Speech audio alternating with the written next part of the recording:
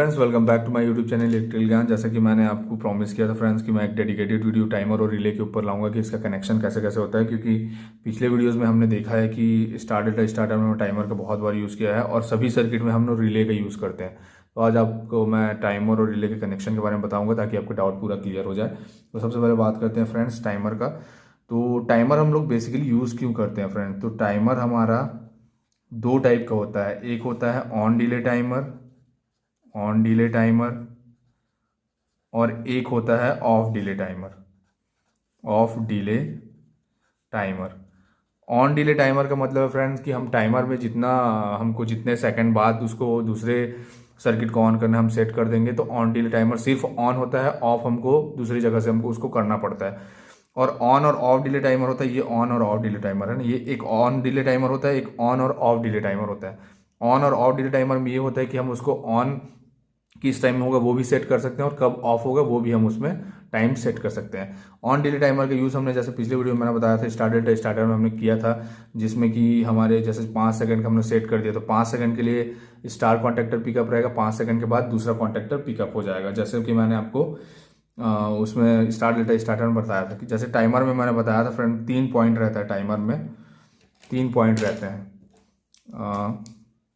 एक common point रहता है, कॉमन क्लियर हो जाएगा बताऊंगा। एक एनसी रहता है, एक एनओ रहता है।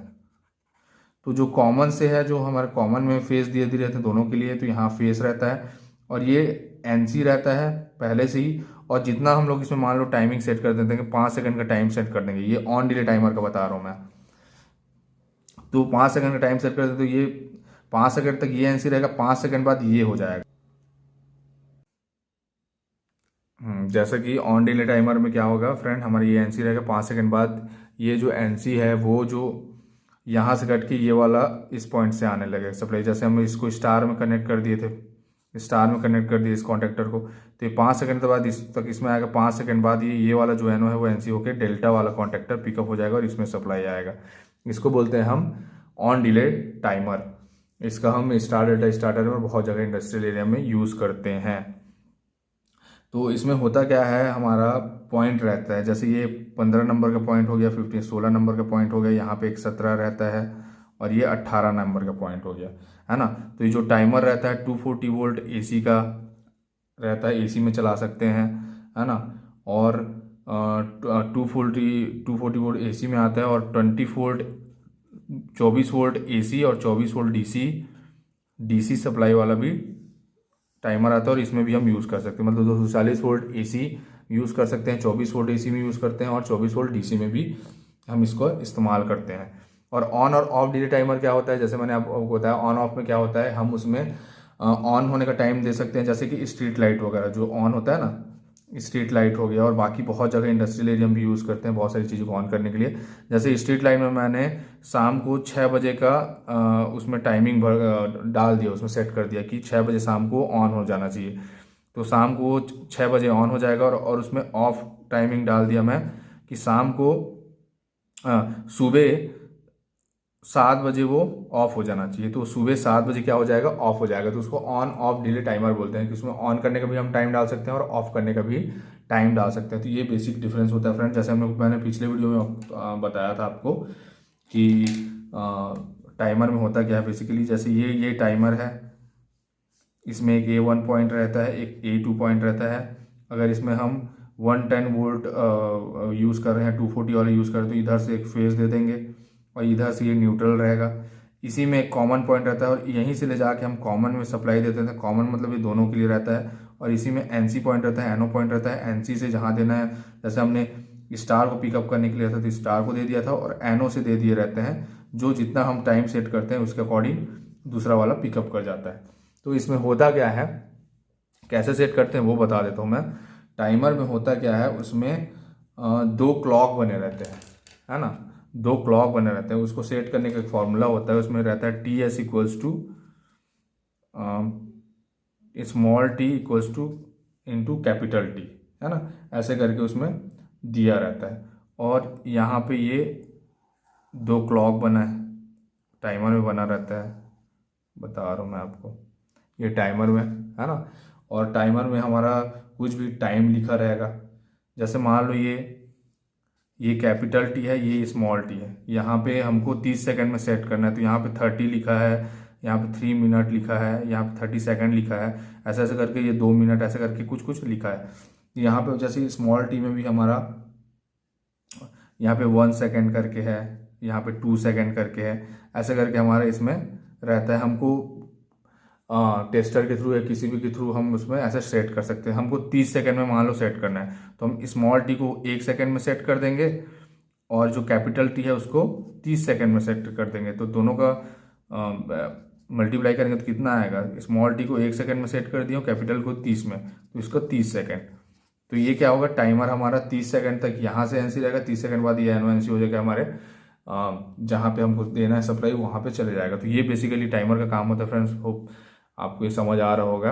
आप इसको प्रैक्टिकली करेंगे तो और अच्छे से समझ आएगा। बस इतना ही जान लीजिए, टाइमर ऑन डिले टाइमर होता है और ऑन और ऑफ डिले टाइमर होता है, और इस तरीके से पॉइंट रहता है और इस तरीके से हम उसमें सेट करते हैं। अब बात करते हैं हम फ्रेंड रिले की। तो हमने देखा होगा कि जितने भी मैंने ड्यूअल स्टार्टर बताया, स्टार डेल्टा स्टार्टर बताया, रिवर्स फॉरवर्ड स्टार्टर बताया, सब में मैंने रिले का यूज़ बताया। तो रिले को बेसिकली हम यूज़ क्यों करते हैं, हमारा जो कुछ भी इक्विपमेंट जो उसमें कनेक्ट किए हैं, मोटर हो गया या बाकी जो भी इक्विपमेंट बड़े बड़े जो ST motor, LT motor, transformer में भी रिले रहता है, जितने भी इलेक्ट्रिकल इक्विपमेंट्स रहते हैं उसके प्रोटेक्शन के लिए, ओवर करंट से बचाने के लिए या उसको डैमेज होने से बचाने का हम रिले का यूज़ करते हैं। रिले में होता क्या है, थर्मल ओवरलोड रिले के बारे में बताया था कि हम इसको थर्मल ओवरलोड रिले बोलते हैं। Thermal overload relay, thermal overload relay मैंने पूरे उसमें बताया था सब, उसमें स्टार्टर में बताया कि हम रिले का यूज़ करते हैं। रिले का यूज़ क्यों करते हैं अगर कहीं पूछे तो, हम प्रोटेक्शन के, डिवाइस के प्रोटेक्शन के लिए, इलेक्ट्रिकल डिवाइस के प्रोटेक्शन के लिए हम इसका यूज़ करते हैं। किस किस से प्रोटेक्शन के लिए, मान लो उसका इंसुलेशन खराब हो गया और ज़्यादा करंट ले रहा है, ओवर करंट, तो उससे प्रोटेक्शन के लिए। वो डैमेज हो गया, मान लो बियरिंग जाम हो गया तो ओवर करंट लेने लगे तो प्रोटेक्शन। तो बेसिकली हम वाइंडिंग को जलाने से बचाने के लिए, जलने से बचाने के लिए यूज़ करते हैं। रिले में क्या है, हम अपना सेट कर देते हैं एम्पियर, जैसे हम टाइमर में सेट करते हैं ना, वैसे रिले में भी सेट करने होते हैं। मान लो मैं रिले में मैं सेट कर दिया 5 एम्पियर, तो अगर 5 एम्पियर से ज़्यादा होता है तो मेरा जो रिले है वो ट्रिप कर जाएगा और मेरा जो डिवाइस है वो जलने से बच जाएगा। 5 एम्पियर से ज़्यादा करंट लेना शुरू कर देता है अगर मेरा वो सर्किट, तो ये ट्रिप कर जाएगा। तो इसमें भी होता क्या है, जैसे मैंने आपको बताया था, इसमें भी पॉइंट होते हैं। ये 95 बोलते हैं जिसको, 95, 96, एक होता है 97, एक होता है 98, और 95, 96 एनसी रहता है जो सीधा जा रहता है सर, स्टॉप से होते हुए सीधा इक्विपमेंट में जा रहता है, और ये इससे ये कनेक्ट रहता है 95 से 97। और जैसे मैंने आपको बताया था, ये ट्रिप का इंडिकेशन रहता है, ट्रिप लाइट का इंडिकेशन देता है। तो 95, 96 से सप्लाई जाता रहता है। जैसे ही ट्रिप होता है, ये जो एनसी है ये इधर चले जाता है, इससे डायरेक्ट सप्लाई है, और यहाँ से हमको ट्रिप का इंडिकेशन देने लगता है रिले में। तो ये इसका होता है कनेक्शन। और इसमें रिले में क्या होता है कि इसमें एक ऑटोमेटिक और मैनुअल करके एक पॉइंट होता है। ऑटोमेटिक और मैनुअल करके पॉइंट होता है, उसका हम यूज़ कब करते हैं, एक होता है ऑटोमेटिक का, और दूसरा होता है मैनुअल। इसके नाम से ही है फ्रेंड, ऑटोमेटिक मतलब मान लो हम लोग इसमें 5 एम्पियर का सेट कर दिए हैं और अगर उससे ज़्यादा करंट ले रहा है तो ये ऑटोमेटिक ट्रिप हो जाएगा, फिर ऑटोमेटिक रीसेट हो जाएगा। ये रीसेट करने के लिए होता है बेसिकली। रीसेट मतलब जैसे मान लो रिले ट्रिप हो गया, उसके बाद फिर उसको चलाना है तो उसको रीसेट करना पड़ता है, रीसेट का एक पॉइंट रहता है। तो ऑटोमेटिक अगर हम उसमें ऑटोमेटिक में डाल के हम रखेंगे, ये जैसे रहता है इसमें, यहाँ पे ऑटोमेटिक करके, यहाँ पे मैनुअल करके 2 ऑप्शन दिए। मान लो हम इसको ऑटोमेटिक में डाल के रखें, तो ऑटोमेटिक में डाल के रखें तो क्या होगा, जैसे ट्रिप होगा तो कुछ सेकंड बाद ऑटोमेटिक फिर से वो रीसेट हो जाएगा और फिर सर्किट में सप्लाई जाना शुरू हो जाएगा, उसको ऑन कर सकते हैं। लेकिन अगर मैनुअल में अगर रखे हैं, तो मैनुअल में रखे हैं तो ये खुद से नहीं होगा रीसेट, हमको खुद से जाके उसको मैनुअली जाके हमको उसको रीसेट करना पड़ेगा रिले को। तो मोस्ट ऑफ द टाइम हम क्या करते हैं, ऑटोमेटिक में ही रखते हैं रिले को, क्योंकि अगर मैनुअल में रख दिए तो क्या है, ये थोड़ा रिस्की हो जाता है, क्योंकि सर्किट में आपका रिले लगा है और उसको जाके लाइव केबल्स हैं और उसको जाके फिर रिले को रीसेट करना थोड़ा सा डेंजरस हो जाता है। इसलिए हम इसको ऑटोमेटिक में ही रखते हैं, मैनुअल में बहुत ही कम रेयर केस में रखते हैं।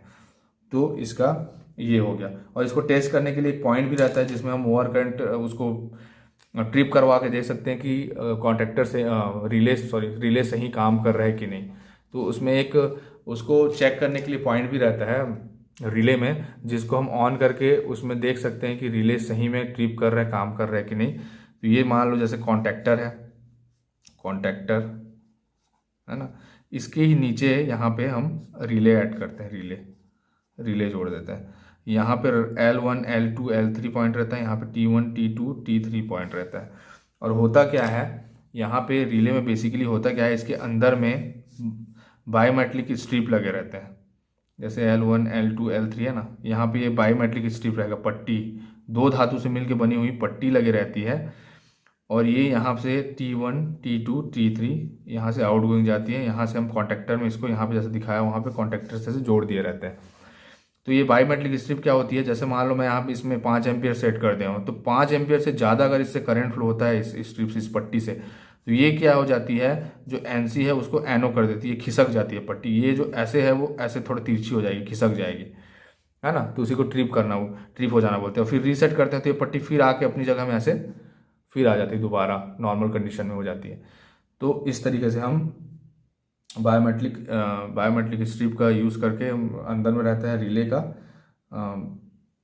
यूज़ करते हैं सर्किट में। तो मैं आशा करता हूँ फ्रेंड आपको समझ आया होगा रिले और टाइमर के बारे में। अगर आपको कुछ डाउट होगा तो प्लीज़ कमेंट बॉक्स में कमेंट करके बताइए। And thank you so much for watching my videos friend, thank you so much.